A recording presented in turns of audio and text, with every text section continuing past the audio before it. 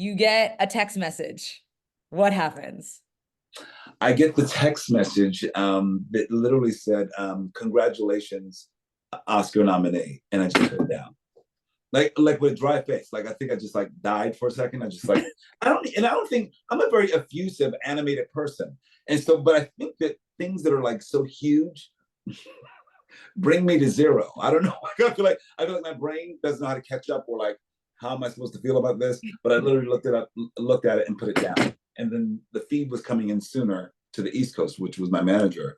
And then I'm watching my husband. I hear Bradley Cooper, and then I hear Colman Domingo. Like he didn't watch me do that. I literally looked and put it down, then looked at him, and then saw his reaction. And I guess that gave me the permission to actually react because he started crying. And I was like, oh, that's the way I'm supposed to react. Okay, now I'll cry too. So we jump up and down, we cry. It was great. I think my brain didn't know how to put it together. I was like, okay, how am I supposed to feel? It's like you never know how you're going to react. And like, even when it comes to like traumatic events, but even like No, really exciting events, your mind is no. just like, Mine just got, I realized that I think that maybe when things are too much, I just get very, I don't know if it's pragmatic and just very quiet, but I'm like, for me to be such an animated, emotional human being, the idea of me going to zero is pretty incredible. I love it. That's a story you're definitely going to remember going. Yes, yes. What Thank has you. this year been like for you? Because I mean, you had two movies come out, two like notable movies come out, and then this nomination. What has this year been like for you? It's been extraordinary. I think, I consider myself a journeyman. I've been doing this work for 33 years, off Broadway, regional theater, writing, directing, producing, bartending, working, not working. And, none of this is promised to you. When you get a moment like this to lead films like this, you're dedicated to the work and wherever it shows up. And I feel like for me, it was always dedicated. I was going so long in my career, I didn't even realize that I was never the lead of a film before. I had no idea. I was just doing work that I thought was purposeful and where I was needed and where it was useful. And then suddenly I'm leading these two incredible films as a leading man. Yeah. And that's extraordinary. But I know it's been a lot of hard work. It's been some hard knocks. And I feel like the thing, if I know anything, I know it's not because of luck. I think it's because of faith, and it's a hard work. I know I don't. If I don't know anything about myself, I know I have an incredible work ethic. And that's all I know about myself. That I will work hard. Do I know if I'll get reward? No. Most of the time, you don't. But you're dedicated to the work, and that's what I think being a craftsman is. And so having a moment like this is truly incredible. I mean, come on. Yesterday, we sold a film. Me and my husband, we have a production company, and we sold a film at Sundance for $17 million. That was yesterday. I thought, wow, we're doing good. And then this, the day after, my God, it's like if it's prayers and faith and hope. That's why I was going to tell people. I just stayed in it. None of this was given. I just stayed in it and stayed dedicated to the work. And at some point, the sun is shining in every area of my house. I didn't know it would happen, but I would. But you do work and you trust that the goodwill you put in, the sweat equity, that it'll come back someday. I didn't know when, but here it is 33 years later, and it's coming in strong. And I can't rejoice enough, to be honest. When you're part of minority groups, you represent not only yourself, you represent the communities you come from. And I believe this is only the second time that two Black actors have been nominated for Best Actor. Obviously with you and Jeffrey Wright. And then also this is the first time that two openly LGBTQ actors have been nominated for playing LGBTQ characters as well.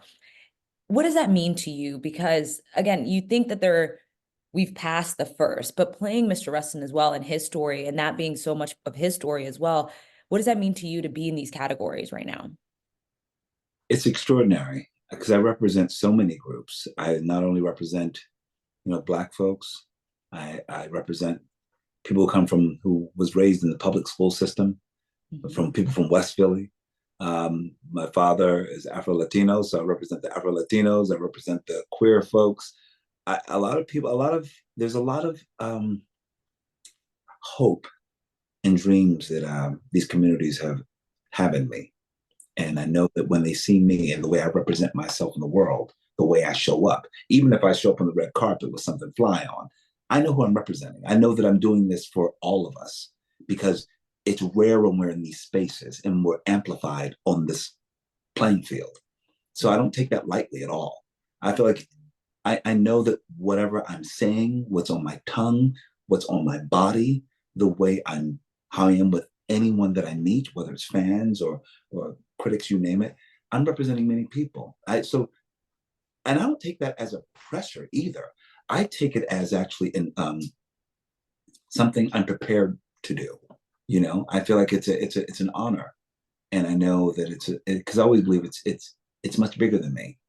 So I know that me standing in these spaces being representing whatever groups, you know, whether it's being openly gay, playing an openly gay character, whether it's being part Afro-Latino, whether it's being a Black man from West Philly, it's extraordinary. I think that we're hopefully people can see in the stories, as my director George T. Wolfe lovingly says, that it doesn't have to look like you to be about you. So people are seeing not only Rustin and his story and me as something that's related to them. They don't have to walk in my shoes or have my experience or buy Rustin's, etc., but they can see it as human, and they can see it as a story that's vital and vibrant, and they can find themselves in the story. So I think that having this light shown to me right now says a lot. It says a lot for where we are in cinema and how we see story. And you've always brought up your mother and your relationship with her and how just She's right here. yes. Isn't she beautiful? There she is. She's gorgeous. I'm sure you thought of her today, especially when that nomination came in. Everything I had such a good mother who inspired me to have such an imagination and such she inspired that part of my heart, which is about service, and especially with what I do. And so I named my production company Edith. I always like to have her on my tongue. She passed in 2006, but I knew that she could. She was also, I needed to take that love and pour it into everything I did. And so I feel like that's why I talk about her so much. I talk about it because she's given me so many gifts and the reason why I do what I do. So she's definitely a part of me. So I'm sure by the end of the day, she'll send me a gift of a sunset, a pink sunset, because that's the way she communicates with me. Yeah, she sent me a double rainbow yesterday. That was pretty wild. I'd never seen a double rainbow in my life and saw one yesterday. I was like, I think it's going to be a good week. Yeah. Hubby's clearly going to be your date to the Oscars. Am I right? Yes, he will. Yes, he will. Yes. And do we know what we're going to wear? Because, sir, one thing you have been doing is showing up and showing out at every award show, because the Louis Vuitton numbers, I love it. Thank you. I like to have a good time. I texted my stylist, Wayman and Micah. I said, I like to be the party. Let's be the whole party. Yeah.